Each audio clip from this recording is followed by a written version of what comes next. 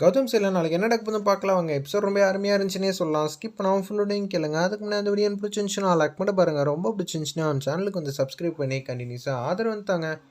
கௌதம் வந்து ரிசல்ட் பார்க்கலாம்னு சொல்லி வெயிட் பண்ணிட்டு இருக்காங்க. எப்படி இருந்தாலும் இந்திரா வந்து பாஸ் ஆகிடுவா. சின்ன வயசுலேருந்து மேக்ஸ்லலாம் வந்து 100க்கு 100 எத்தனையோ வாட்டி இந்திராலாம் வாங்கியிருக்கா. காவியாவுக்கு இப்போ இந்திராவுக்கு கிடைக்கிற சந்தோஷம்லாம் உற்சாகத்தை ஏற்படுத்தும். இந்திரா அதுக்காவது பாஸ் ஆகிடணும். மாமா உடனே பார்க்கணுன்னுலாம் அவசியம் இல்லை, தேவையில்லை. ஒரு ஒரு நாள் கழித்து கூட பார்த்துக்கலாமே, இல்லை ஆஃப் அன் ஹவர் கழித்து பார்த்துக்கலாம். அகாடமிலேருந்து ஃபோன் அடிப்பாங்க, அதனால் இதெல்லாம் விட்டுருங்க அப்படின்னு சொல்கிறாங்க அந்த இடத்துல. என்னம்மா நீ இப்படி சொல்லிகிட்டு இருக்க? இது எவ்வளோ பெரிய நிகழ்வு, வாழ்க்கையை திருப்பி போடுற மாதிரி இருக்க போதே. அப்படி இருக்க சூழ்நிலை நீ எதுக்குமா இப்படியெல்லாம் கஷ்டப்பட்டுக்கிட்டு இருக்க அப்படின்னு சொல்லி கேட்குறாங்க அந்த இடத்துல. நம்ம ராமச்சந்திரன் அவள் எப்போதும் இப்படி தான் சோகமாக இருக்காளே. ஒன்று வந்து ஜெயா வந்து ஏதாவது இருந்திருந்தாலும் பிரச்சனை பெருசாக இருக்குன்னு ராகினி வந்து யோசிச்சுட்டு இருக்காங்க. அக்கா வேற இல்லை, ஸ்வீட் வேற செய்ய போகிறாங்களாம் அப்படின்னு சொல்லி ராகினி வந்து ரூமில் வந்து உட்காந்துட்டு இருக்காங்க. அப்போன்னு பார்த்து என்னடா குடும்பம் இது, அவங்களாம் சிரிச்சுக்கிட்டு இருக்காங்க, இதெல்லாம் பார்த்து என்னால் கேட்க முடியலையே அப்படின்னு சொல்லும்போது இவங்க வராங்க, கௌரி வீட்டு வேலைக்காரி. அப்போன்னு பார்த்து அம்மா நீங்கள் வர சொல்லியிருந்தீங்களேம்மா, அதுக்காக தாம்மா வந்திருந்தேன். இந்தாங்கம்மா பால், சாப்பிடுங்கம்மா. ஓ பாலா, என்ன பண்ணிகிட்டு இருக்கா நம்ம சுபா? ஏதோ ஸ்வீட் வந்து செய்கிறாங்கம்மா. ஸ்வீட் செய்கிறாங்களா? நீ என்ன பண்ண போகிற? அதுக்கு வறுக்க சொன்னாங்க ரவாலாம், அதனால தான் ரவா வந்து வறுக்க போகிறேன். ஓ ரவா வறுக்க போறியா?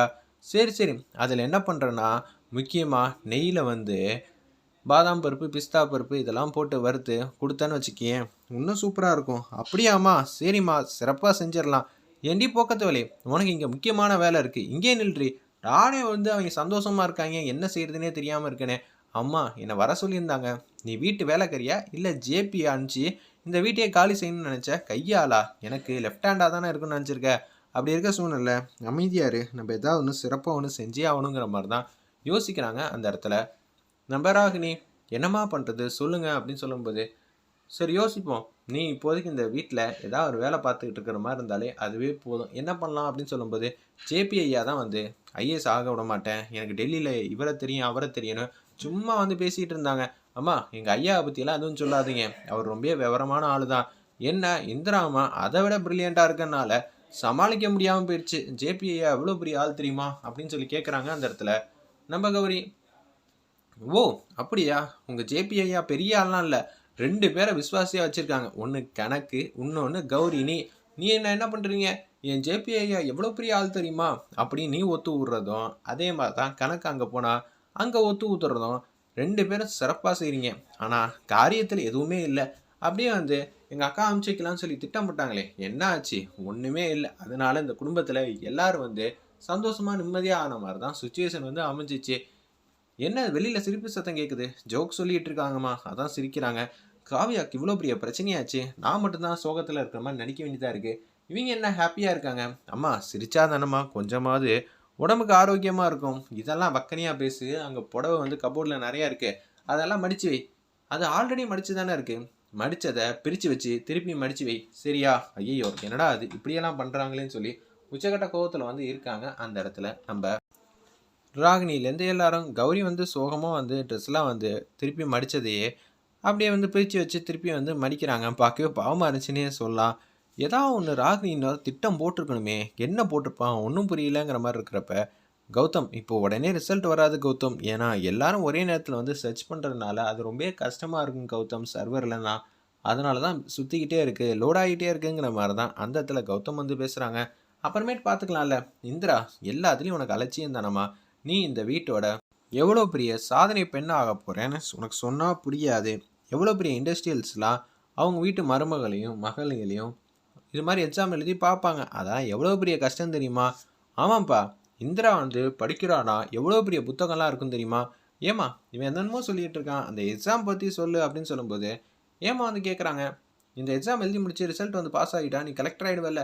சேச்சே அப்படியெல்லாம் இல்லை, இது ஒரு 750 மார்க் கிட்ட தான் இருக்கும். அதுக்கப்புறமேட்டு பர்சனல் இன்டர்வியூ இருக்குது, அதில் ஒரு 250 மார்க். இது ரெண்டையும் கூட்டி கழித்து பார்த்தா யார் எவ்வளோ மார்க் அதிகமாக எடுத்திருக்காங்களோ அவங்களுக்கு ஏற்ற மாதிரி தான் போஸ்டிங் வந்து அலாட் பண்ணுவாங்க அப்படின்னு சொல்கிறாங்க அந்த இடத்துல நம்ம இந்திரா. ஓ அப்படியெல்லாம் இருக்கா, எங்களுக்கு இதை பற்றியெல்லாம் ஒன்றுமே தெரில பாரு அப்படின்னு சொல்லி வெற்றி வந்து சொல்லிக்கிட்டு இருக்காங்க அந்த இடத்துல. ஒரு பக்கம் லோட் ஆகிட்டே இருக்குது. ஆமாம்ப்பா, எனக்கு தூக்கம் வரலண்ணா. இந்திரா வந்து புக்கெல்லாம் வச்சுருக்கால, அதில் தான் தலை வச்சு நான் தூங்குவேன். அந்த அளவுக்கு இந்திரா புக்கெல்லாம் பெரிய பெரிய புக்காக வந்து படிச்சுக்கிட்டு இருக்கா. பாரேன் என் வீட்டு மருமக எவ்வளோ கஷ்டத்தெல்லாம் வந்து தாங்கி இந்த போஸ்டிங் வந்து வரப்போறா. எப்படி இருந்தாலும் நீ கண்டிப்பாக பாஸ் ஆகிடுவேன்னு. அதான் மாமா எனக்கும் சந்தோஷம்னு காவியா வந்து பேசுகிறாங்க அந்த இடத்துல. காவியாவுக்கு நிச்சயம் இந்த சந்தோஷத்தையாவது கொடு கடவுளே. இந்திரா வாழ்க்கையிலையாவது கண்ணை திறந்து பாருங்க. இந்திரா எப்படி இருந்தாலும் எக்ஸாம் வந்து பாஸ் ஆகணும் தான் யோசிக்கிறாங்க. அப்போன்னு பார்த்து ராகினி அவங்களுக்கு ஒரு திட்டம் வந்து தோணுது. அவங்க சொல்லலை, கௌரி தான் சொல்லியிருக்காங்க. இப்போ நியூஸ் பேப்பரில் ரிசல்ட் வந்துச்சுன்னா நியூஸ் பேப்பரை கிழிச்சு போட்டுடலாம். இப்போ என்ன பண்ணலாம்? ஓ அப்படியா, ஐடியா தோணிருச்சு, நீ போய் எல்லாருக்கும் ஜூஸ் வந்து ரெடி பண்ணு அப்படின்னு சொல்லும்போது ராகினி உட்காந்துருக்கதை ஹேமா வந்து பார்த்துட்டாங்க. அச்சோ இவ வந்து உட்காந்துருக்கானா, நிச்சயம் வந்து தில்லுமுள்ள ஏதாவது செய்வா. நம்ம சந்தோஷமாக நிம்மதியாக இருந்தால் நிச்சயம் பிடிக்காது. அதுவும் இந்திராவுக்கு ஒரு நல்ல விஷயம் நடக்குதுன்னா நிச்சயம் இவங்கெல்லாம் கேட்கக்கூடிய ஆளே இல்லையே, என்ன பண்ணலாங்கிற மாதிரி யோசிக்கிறாங்க. நம்ம ஹேமா வந்து முழு பார்வையும் ராகி மேலே திருப்பிட்டாங்க அந்த இடத்துல. அல்டிமேட்டாக இருந்துச்சுன்னே சொல்லலாம் அந்த சீன்லாம். ஜூஸ் எடுத்துகிட்டு வராங்க. சி, நீ இவ்வளோ மொக்கையா யோசிப்பேன்னு தெரியாமையே போச்சு. நான் உன்கிட்ட இல்லைன்னு தெரிஞ்சோடனே என்னடா அது இவ்வளோ காமெடியாகிட்ட ஜூஸ் எடுத்துகிட்டு வந்து லேப்டாப்பில் வந்து கொட்ட போகிறேன், இதுதான் கை வந்த கலையாச்சு, ஐயோ ஐயோ அப்படின்னு சொல்லி யோசிச்சுட்டு இருக்காங்க நம்ம ஹேமா. ரிசல்ட் வந்து வர நேரம் ஆல்மோஸ்ட் வரப்போகுதுப்பா. இந்திரா உன்னோட டேட் ஆஃப் பர்த் சொல்லு, உன்னோட நம்பர் சொல்லுன்னோட அப்படியே வந்து நம்பர்லாம் டைப் பண்ணிகிட்டு இருக்காங்க. அப்போன்னு பார்த்து எல்லாருக்கும் ஜூஸ் வந்து கொடுங்கிற மாதிரி சொன்னோன்னே வேணும்னே வந்து லேப்டாப் கிட்ட வந்துச்சு அப்படியே அந்த டம்ளரை வந்து அடியில் ட்ரே பிடிச்சிருப்பாங்களா அதை அப்படியே கவுத்து விட்டுறலாம் தான் அவங்க திட்டம் போட்டுருக்காங்க. உடனே ஹேமா வந்து கத்திடுறாங்க. கௌரி வந்து பாட்டமாகி அப்படியே வந்து ஏன் சின்னறாங்க. கௌரி நல்ல வேலை பண்ணுற, இந்த வீட்டில் ஏகப்பட்ட வேலை நீ பண்ணிக்கிட்டே இருக்க, அதெல்லாம் பார்த்தா எனக்கு ரொம்ப உன் மேலே பெருமையாக இருக்குது. இந்த ட்ரேயை கொடுத்துட்டு போறியா? இல்லைம்மா நான் வந்து வேலையை முடிச்சிடுறேன், நீ என்ன கிளிக்க வந்திருக்க எனக்கு நல்லாவே தெரியும் அப்படின்னு சொல்லிடுறாங்க அந்த இடத்துல. நம்ம ஹேமா ஒன்றா வந்து பாட்டப்பட்டு ஓடியாட்டாங்க. கௌரி என்ன இவ நம்ம கூட இருந்ததுனால இவ ஈஸியாக வந்து ஸ்மெல் பண்ணுறாளே, அசிங்கமாகிடுச்சு அப்படின்னு சொல்லி யோசிக்கிறாங்க அந்த இடத்துல. நம்ம ராகினி உன் கூட இருந்துட்டு நீ என்னென்ன செய்வேன்னு எனக்கு இது கூட தெரியாமையே இருக்க போகுதுங்கிற மாதிரி காமெடி பண்ணுறாங்க அந்த இடத்துல. நம்ம ஹேமா அல்டிமேட்டாக இருந்துச்சுன்னே சொல்லலாம். ரிசல்ட் வந்து பார்த்துட்டாங்க. ரிசல்ட் வந்து பாசிட்டிவாக தான் வந்திருக்கு. ஒட்டுமொத்த குடும்பமும் ரொம்ப சந்தோஷமாக இருக்காங்க. ஏன்னா இந்திரா வந்து பாஸ் ஆகிட்டாங்க. இந்த சந்தோஷத்தில் ஒட்டுமொத்த குடும்பம் ரொம்ப ஹாப்பியாகி ஸ்வீட்லாம் வச்சு கொண்டாடிட்டு இருக்காங்க. அப்பன்னு பார்த்து ஜெயா வந்தோடனே ஜெயா காலில் வந்து ஆசீர்வாதம் வாங்குறாங்க. அவங்களுக்கு ரொம்ப சோகமாயிடுச்சு. என்னடா அது காவியாவுக்கு இது மாதிரி பிரச்சனை ஆயிடுச்சுன்னு பார்த்தா இவங்க என்ன இப்படி கொண்டாடிட்டு இருக்காங்கன்னு சொல்லும்போது ராகினி வந்து 1க்கு 2 வந்து வத்தி வைக்கிறாங்க. பாத்தியாக்கா, நீ இருக்கிற வரைக்கும் இந்த குடும்பம் அமைதியாக இருக்குது, நீ இல்லைன்னு சொன்னோன்னே இந்த குடும்பம் எப்படியெல்லாம் செஞ்சுட்டு இருக்குன்னு உன்னால் புரிஞ்சுக்க முடியுதாக்கா அப்படின்னு சொல்லி 1க்கு 2 வந்து வத்தி வைக்கப்ப என்னை ஆசீர்வாதம் பண்ணுங்கன்னு இந்திரா கேட்டோன்னு ஆசீர்வாதம்